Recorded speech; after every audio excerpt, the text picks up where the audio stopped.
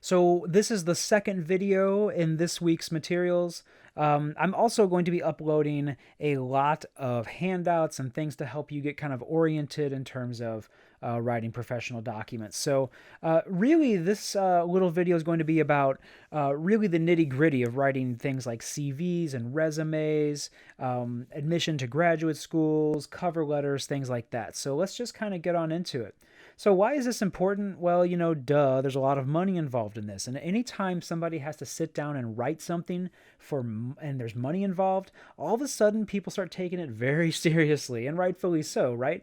I have a lot of folks who come into the Writing Center on campus. It's a place that I coordinate and direct. And they bring in their resumes, they bring in their cover letters, and they are just astronomically nervous about how they're going to be understood. They want to be clear. They want to make sure they're being represented in a positive way. And of course, these are really stressful things. So I sit down, I read a lot of these kinds of things, and I feel like I'm pretty good at giving advice on professional documents. Of course, I'm always still learning myself. So there's always, as social standards and social expectations change and professional expectations change, my advice is always evolving too. So money, of course, is a big deal, but I also think that these documents represent a lot about who you are as a professional. They are an indicator of your work ethic. They're an indicator of your abilities, obviously, because you're listing your experiences, but how you talk about your experiences are very important. Is very important. I think these documents also reveal your placement and your value to a company and where they can fit you in and how you can help them achieve their professional goals. And also these documents align you with the right people. I think that's a very understated comment that a lot of folks don't understand, that a good resume in the hands of the right person can connect with them and help them understand how you might fit into the professional world that you want to be part of. So, keep that in mind. So I'm first going to talk about personal statements. Some of you might be considering going to graduate school, and I think, of course, it's a very big decision, and I do think that graduate school is a great thing. Some of you just may want to jump into the workforce, and that's great too. Do what you want to do what you want to makes you happy. One quick tip from me to you: if you plan on going to graduate school, have someone else pay for it. If at all possible, don't take out student loans. Try to have someone else pay for it. You can get a graduate assistantship, a research assistantship, a teaching assistantship. You can find ways for the program you want to apply to help you pay for school. Otherwise, wait till someone will pay for it. So a lot of times, when you're applying to graduate school, you have to write what's called a personal statement. Sometimes these are called statements of purpose. And these are statements that usually explain your motivations for wanting to study there, any relevant past experience, your research interests, your future goals, etc. And you're usually given a prompt. There's usually a question that is asked to you to answer. And so, for example, here is Boston University's graduate biology program prompt. And here I'm just going to read it. A thoughtful personal statement is important and should include information on your motivation for attending graduate school, any research interest you have, and any prior research experience. We also consider letters of recommendation, particularly those from individuals who can address research experience and aptitude, a very important part of your application. So the three things here that I see pointed out, I have in bold, that they're looking for motivation for attending graduate school. Okay, so maybe you're just a super motivated biology student, or you want to pursue a particular kind of field of study within the very broad field of biology. You talk about your research interest. You talk about any previous lab experience you might have, whatever it might be. So what I would say is, with this particular prompt, I would address those three things, but I would address very little else in the personal statement. Let the other documents like your CV or your resume speak for you in terms of that. And that is because a lot of graduate programs don't want to read through a bunch of extra stuff. They want to get to the things they know they're looking for, and then they want to move on to other applicant materials, because a lot of folks are applying to graduate programs and they are competitive and they want to just read what they want and they want to move on. So don't give them a whole bunch of extra stuff. So this is a pretty, I like this prompt, and I think it's useful to have. But sometimes you don't have a prompt at all from graduate programs. So take a look at this one from SLU. This is the SLU grad biology program. And here they just have a list of things that they want you to include in your application materials. A personal goal statement, a current resume or CV, 3 references, some transcripts, your GRE scores, and of course your application fee, because applying to grad school costs money. So a personal goal statement, that's all you get, no prompt. How do you even begin to write something like that? I have kind of an old saying that when anything is a possibility to write about, that means nothing is a possibility to write about.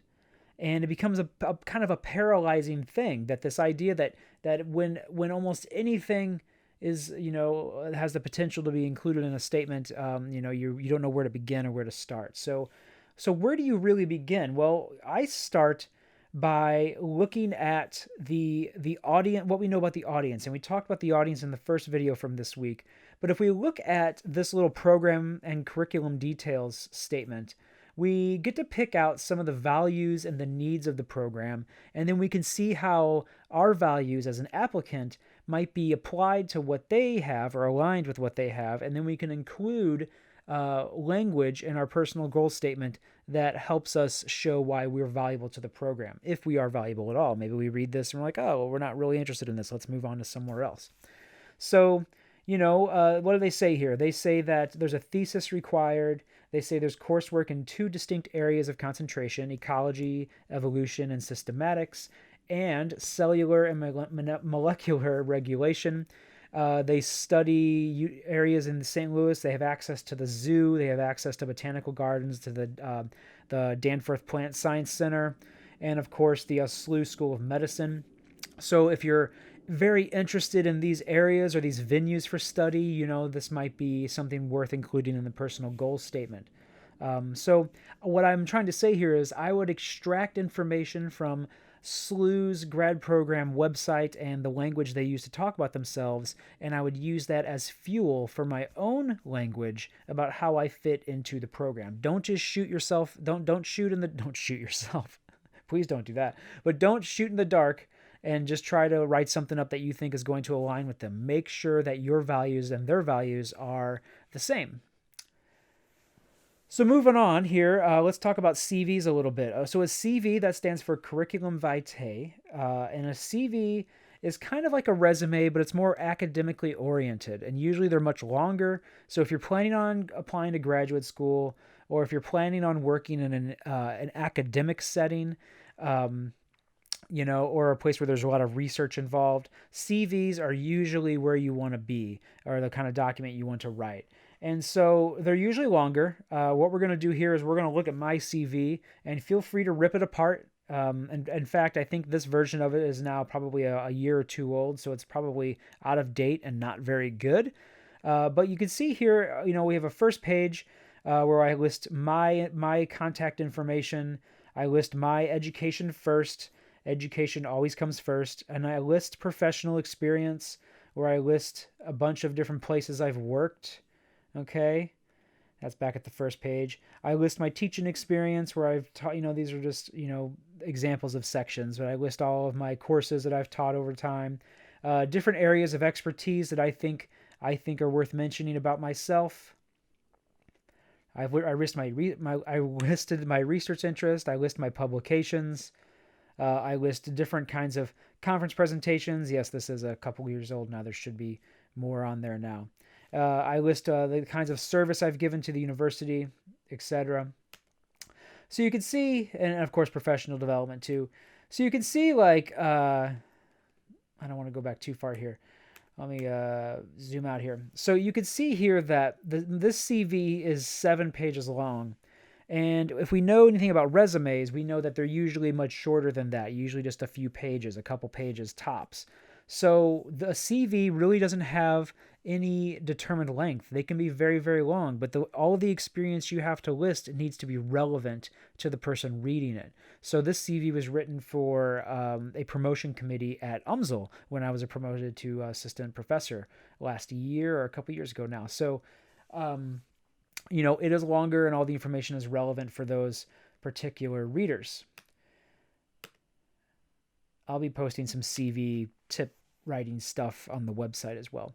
So pitfalls of bad CVs, they're not scannable. I think bad CVs are not scannable. And what I mean by this is that they need to be categorized. Different sections need to have different functions. And as a reader, I should be able to just scan through that CV without reading too much in detail into it, unless I really want to find the information I want. Bad CVs are not consistently in reverse chronological order. Always put the newest stuff on the top and the oldest stuff on the bottom. That's just good practice. The same goes, of course, for resumes. The sections or the information is not organized based on the application. So if you're applying for a research position somewhere, you want to list the research information above any, for example, teaching experience you have, or any research and your research interests should be at the top of that information, and perhaps the less relevant stuff should be at the bottom. A lot of folks in bad CVs don't use it. They use an unclear language style, and they use an inconsistent referencing style. And make sure that you're just being very crystal clear, precise, not jargony. And if you use a particular citation style like APA or MLA, just use it the same all throughout the document. I've seen people using different ones at different times, and it just kind of looks clunky and ugly. Let's talk about resumes for a minute. So resumes, probably this is going to fall more under what you guys will be writing if you're going straight into the field out of school. So look at these two resumes. Here we have Ivana Career.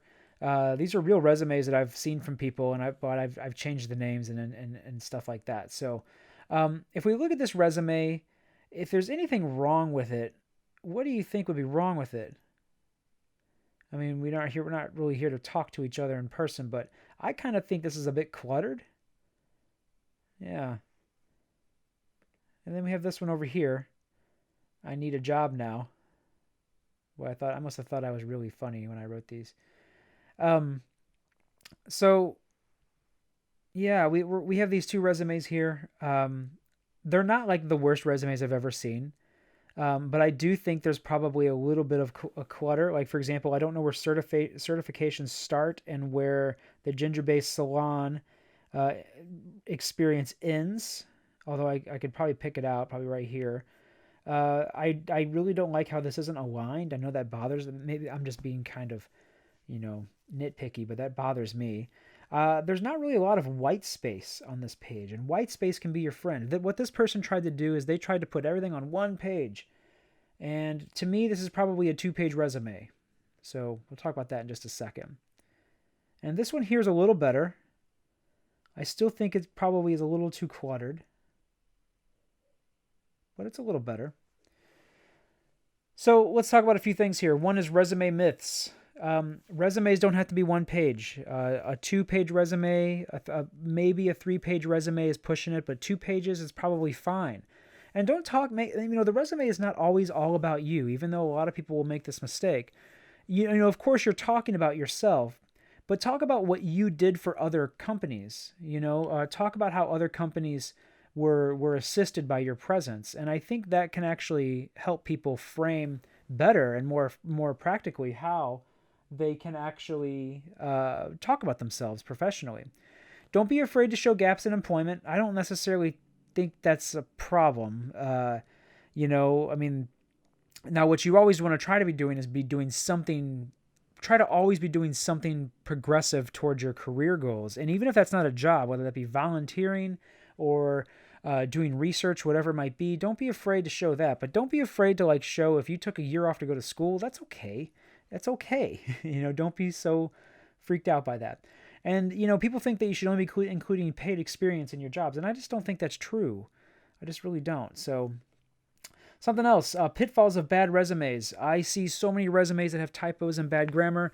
And even though it's an unfortunate thing, an unfortunate reality, people will judge you based on grammar and typos. They'll just automatically think, you're bad at what you do. And that's probably not even the case, but just really be careful with that. I've seen a lot of resumes that are very general and they just don't really get precise. Also, and this is probably the biggest one, people make a one-size-fits-all resume. And I think that you can have a template. You can have kind of like the foundation of a resume, but always based on who's going to be reading it and why they're going to be reading it. Don't be hesitant on shifting that information around to fit their needs as a reader. You're going to get a lot more hits and conversations back about your resume if you make that resume relevant to that particular reader or that particular company. And then talk about accomplishments rather than just duties. Okay, so for example, someone might have, I updated and maintained company files. Well, that just tells me what you did. It doesn't tell me the significance of what you did. So look at this rewritten version. Reorganized 7 years worth of highly unorganized written reports, making them accessible for department members. This tells me something about that person's organization abilities, their commitment to making things clear, and actually helping and what's the word I'm looking for? Helping and I guess the people around them. So yeah. I've seen a lot of bad objective statements. So for example, a bad objective statement says, seeking a challenging position that offers professional growth. That's just kind of generic. Try to get more precise. So a challenging entry-level marketing position that allows me to contribute my skills and experience in fundraising for nonprofits. Like this level tells me something about what that person actually wants and if they're going to be fitting the company. I am not a fan of very visually busy pages. So I'm a big fan of white space, and white space is very important. It's the space that has nothing between it, in between sections, and of course I'm going to list a big old thing of action verbs that you can use on our course website. So my offer is, of course, I always offer this to all my courses and all my students. After this class, or whenever you feel the need, please contact me for any advice you might want on any kinds of documents that you're crafting. I'm always happy to help you try to get a job, to get into a graduate program, to get a scholarship, anything. I want to help you. So you have a friend in the professional document writing business, so don't be afraid to utilize me. Okay? We're not going to talk about this. Don't worry about all that. Okay, I think that's it. I'm going to have a bunch of handouts on our course website. Have a look at them. Hopefully this has been helpful to you, and thanks. Bye.